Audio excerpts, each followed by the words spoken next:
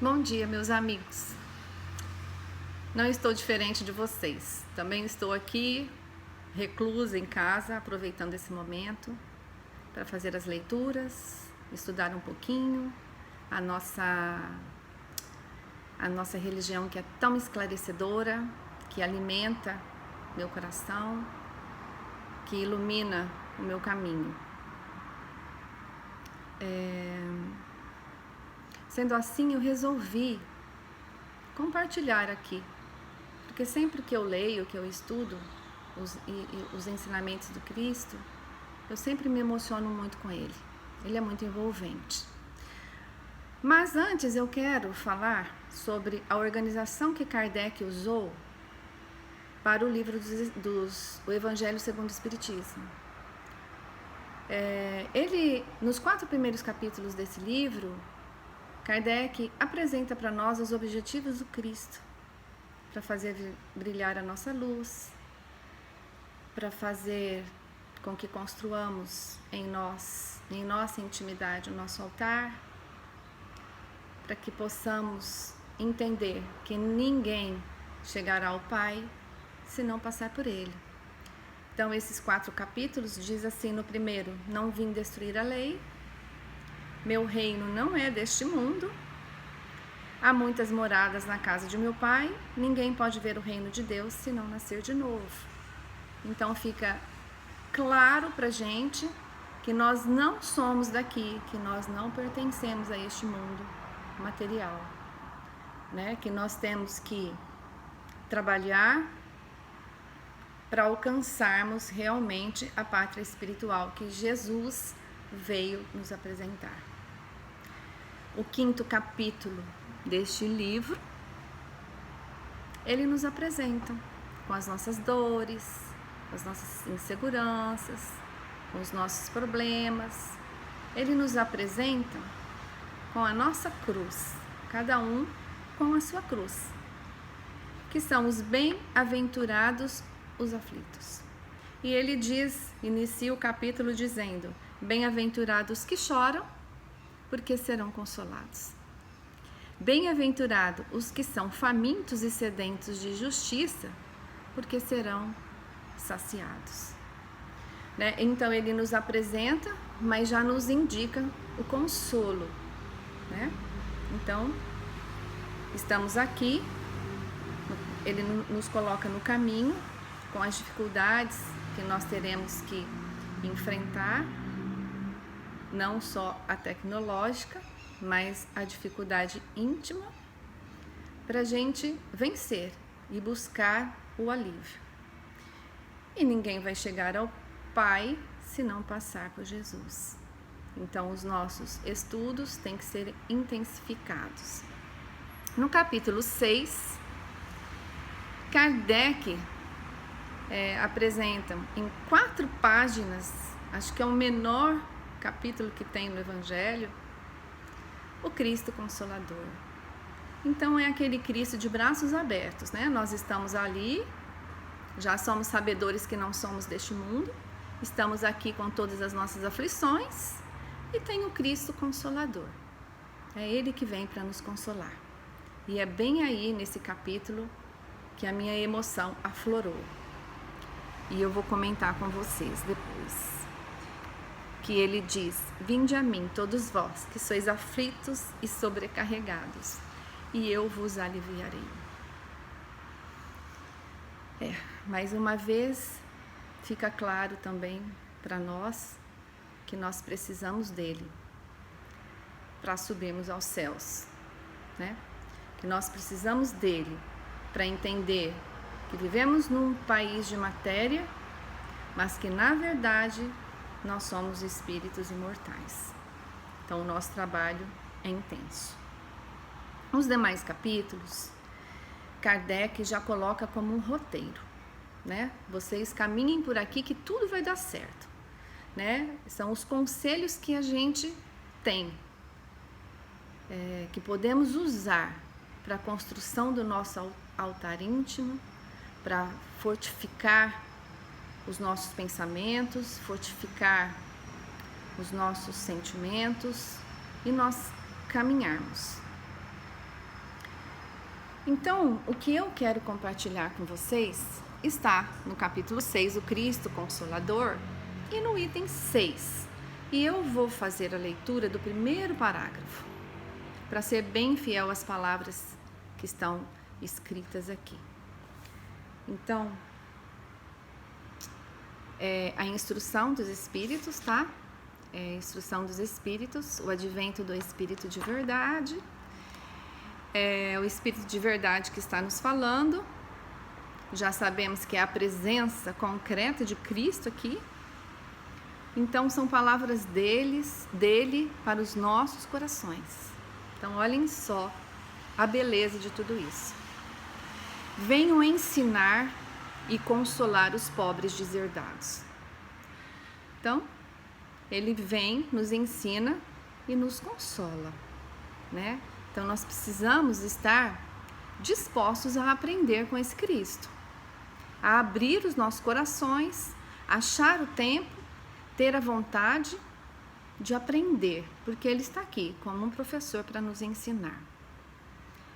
Venho dizer-lhes que elevem sua resignação ao nível de suas provas, né? Então, nós precisamos aqui,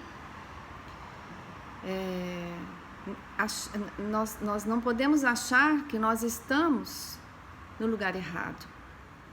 Nós precisamos aceitar a nossa realidade. Nós precisamos pegar a nossa cruz. É assim que ele nos quer. Pegue a sua cruz e siga-me. Então, são com os nossos problemas, com as nossas dificuldades, que nós vamos ter que vencer para nos tornarmos pessoas melhores, espíritos melhores, porque vivemos num mundo material, mas somos espíritos imortais. Isso a gente não pode esquecer nunca. Nós temos que caminhar dessa forma. Estamos num planeta material, mas nós não somos aqui. Nós estamos somente de passagem. Que chorem, pois a dor foi consagrada ao Jardim das Oliveiras, né? Então, foi lá quando Jesus encerra a última ceia dele, a Santa Ceia, sobe ao Jardim das Oliveiras, e ali Judas chega e começa todo o flagelo, né? Toda a história que nós já conhecemos, que é ensino pra gente, né? Que é exemplo pra gente. Mas que esperem, pois os anjos consoladores virão secar suas lágrimas. Então, com todas as nossas dificuldades, não nos sintamos só. Nós nunca estamos sós, né? Nós temos perto de nós os nossos mentores espirituais que nos acolhem, que nos intuem, que nos fortalecem. E a fonte deles é Jesus. E a nossa fonte também é Jesus. Nós precisamos nos esclarecermos cada dia mais. Nós precisamos conhecer a verdade, como já diz lá em João. Conhecer a verdade e a verdade vos libertará. Nós precisamos intensificar os nossos estudos. Buscar o aprofundamento desses estudos. Aí ele segue assim. Operários, riscai vosso sulco. Ele já nos chama de operário, porque nós somos trabalhadores. Nós temos essa missão de trabalhar. Ele não diz pra gente, olha, fica sentado aí que eu vou te consolar. Jesus é movimento, Jesus é ação. Toda vez ele fala, vinde a mim. Operários, abram seus sulcos, abra a sua forma de trabalhar, procure a sua forma de trabalhar, de crescer, de se inovar espiritualmente, de enxergar a vida de forma diferente, né? De sair daquele quadradinho que a gente fica achando que nós somos somente os certos, né? Vamos começar a mudar o nosso olhar, e Jesus nos ajuda a ter esse novo olhar, a ter essa renovação interior. E ele continua: recomeçai no dia seguinte a rude jornada da véspera. É contínuo. O nosso trabalho é contínuo. É todos os dias. A gente vence um obstáculo hoje, vem aquela calmaria, depois a gente surgem novas dificuldades que nós temos que vencer, novos desafios. E nós temos que ir caminhando de mão dada com Jesus. né? Ele já diz que o jugo dele é leve, que a porta é estreita, mas o jugo é leve, né? Então, o que significa esse jugo leve com Jesus? Que quando nós temos a nossa dificuldade, mas nós acreditamos que não estamos sós, nós acreditamos que nós temos Jesus para nos iluminar, para nos acompanhar. Então a gente passa pela dificuldade mais sereno. A gente passa pela dificuldade lembrando que nós não somos daqui, que nós somos espíritos imortais, que a nossa pátria não é essa. E que todo esse momento de dificuldade que nós estamos passando é passageiro e só serve para nos aprimorarmos. Toda dificuldade vem para nos aprimorarmos e nós temos que perguntar nesse momento de dor: o que eu preciso aprender com isso? O que Jesus está querendo me ensinar ou nos ensinar, como numa questão dessa da pandemia que é mundial?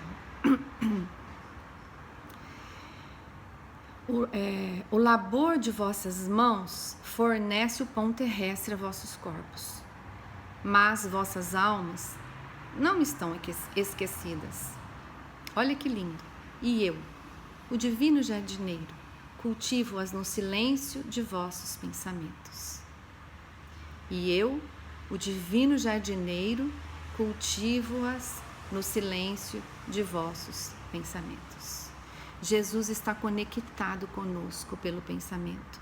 Jesus o tempo todo nos olha, o tempo todo está à nossa disposição.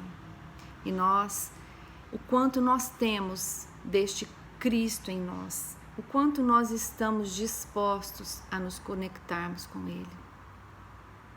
Todo esse estudo que eu faço, que vocês fazem, que nós fazemos, né? O quanto nós estamos envolvidas pela doutrina espírita. E o tanto que nós temos dessa doutrina espírita em nós. Nós precisamos pensar, porque todo esse estudo ele tem que reverter em algo para a gente. A gente não pode, na primeira dificuldade, esquecer de Jesus. Nós temos que estar sempre amparados, pensando nele, pensando em tudo aquilo que ele tem para nos oferecer. Então, quem somos nós diante do Cristo? Se nós somos a multidão atual dele, a que distância nos encontramos dele? Estamos tocando a orla das suas vestes? Estamos no meio da multidão, em cima da árvore para ver o melhor? Ou estamos lá atrás, distraídos? Ou então mudamos o caminho para não vê-lo? É refletir sobre a nossa condição diante do Cristo. O Espiritismo é lindo, é uma doutrina esclarecedora, maravilhosa. Cada leitura que a gente faz é maravilhoso, mas a que distância nós nos encontramos do Cristo? Quando Jesus encontra lá em Betsaida aquele doente que tem 38 anos doente, que vem lá um anjo para mexer as águas e depois quem pula naquelas águas é curado de qualquer enfermidade, né? Jesus chega passando por lá e ele vê esse moribundo e ele pergunta: por que você não vai até lá para ser curado? Né? E ele diz assim: ninguém me coloca lá na água. Não tem um homem aqui que me pegue e me leve na água.